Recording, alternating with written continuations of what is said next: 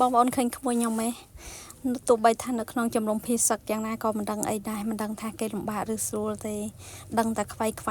យជើងនឹងធាក់ភួយដៃនឹងខ្វាយបះដៃបះជើងតែប៉ុណ្្នឹងឯងម៉ាក់គេងូតទឹកឲ្យទោះបីថាលំបាកប៉ុណ្ណាក៏ដោយក៏ធ្វើតែមួយថ្ងៃ2ដងពួកអីគេអ្នកស្អាតចឹងណាធ្លាប់នៅផ្ទះនោះម៉ាក់គេ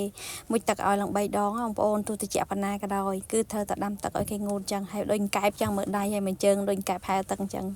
ខ្វាយហើយឆ្លាញ់ម៉ាក់វាណាកូនហ្នឹងឲ្យទៅថាពេលម៉ាក់វាស្លៀកពាក់ឲ្យវាអង្គុយមើលមុខម៉ាក់វានឹងដូចចំណៃចឹងវាដូចជាបើនិយាយទៅដូចតកើឃ្លានបៅចឹង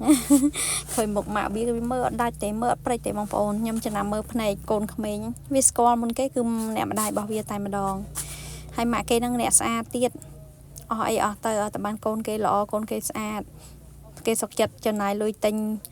លេកាពីកដៅថ្ងៃអញ្ចឹងណាតែគេសាន់គ្រីមអីគេលាបឲ្យកូនគេអូយបងប្អូនហើយស្រឡាញ់កូនណាស់កូនគេដបងអញ្ចឹងហើយតែមួយទៀតនោះហើយកូននេះអញ្ចឹងដែរបើថាបានម៉ាក់ថ្នាក់ថ្នម3បាញ់អញ្ចឹងទៀតនិយាយពីញ៉ាំញ៉ែមហើយបើថាឃើញអញ្ចឹងណាកុំចង់យកមកពយកមក3អីគឺអត់ព្រមឯងយំលើហើយចង់តែនៅតែក្បែរម៉ាក់វាទេ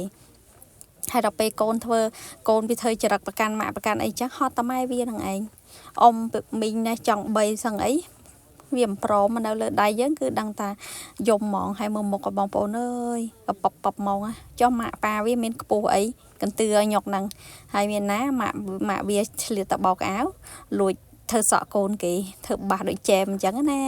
ខ្ញុំនឹកសម័យកាលកូនខ្ញុំនៅតូចប៉ុណ្ណឹងខ្ញុំមួយទឹកហើយខ្ញុំចាប់ច្បួលសក់ឡើងលើអញ្ចឹងឲ្យស្រួចមើលទៅដូចខាត់ចែមស្អាតណាបងប្អូនអានេះម៉ាក់វាលែងនៅដល់ពេលអញ្ចឹងវានៅជាមួយខ្ញុំមានណាបានដៃរបស់ខ្ញុំបដ ாய் អីញ៉ោះឲ្យណាណៃមើលម៉ាក់មិននៅផងមើលភ្នែកខ្លាចខ្ញុំខ្លាចយើងថើបបងប្អូនខ្លាចថើបមើលភ្នែកអត់ចង់មើលយើងទេដោយសារអីវាដឹងថាយើងនឹងវាថើបវាខ្លាំងអញ្ចឹងណាវាយំហើយម៉ាក់គេតបោកអាវបាត់ហើយឆ្លៀតឱកាសចាំកាលទៀតម៉ែគេមិននៅផងយើងថើបដាក់ឲ្យមកអស់ដៃហ្មងទៅគ្រុកហើយគ្មានទេបងប្អូននៅជើងគឺដូចកែបហាទឹកអញ្ចឹងគឺខ្វាយអញ្ចឹងក្មួយប្រុសរបស់ខ្ញុំតែមួយគត់ហ្នឹងឯងនិយាយពីអានេះគេហៅថាស្នងតកូលអញ្ចឹងណាព្រោះឪពុកខ្ញុំមានកូនប្រុសតែមួយហើយកូនប្រុសគាត់ហ្នឹងឯងជាអ្នកបង្កើតកូនប្រុសមកបន្តទៀតស្នងតកូលហើយបងប្អូនមើលមុខដូចឪវាម៉េះចាខ្មៅញូញហើយមិនខ្ពស់ទេកូនហ្នឹងដឹងកប៉ុកខ្លីហើយទៅហើយបន្ទាប់ពីញាស់ក្មួយហើយខ្ញុំបានមកទទួលអំណោយបងប្អូនអំណោយរបស់សម្ដេចតេជោហ៊ុនសែនមកកញ្ចប់មាន26មុខអូយអរគុណមែនតើសម្ដេចតេជោលោកពុកអ្នកម៉ែចាអរគុណធំនៅទឹកចិត្តដ៏ល្អដ៏ប្រពៃដែលស្រឡាញ់រាកូនចៅពិតជាសប្បាយចិត្តខ្លាំងណាស់បើគុំតបានការគិតគូរនឹងយកទឹកដាក់ពីទឹកចិត្តរបស់ឪពុកម្ដាយចាលោក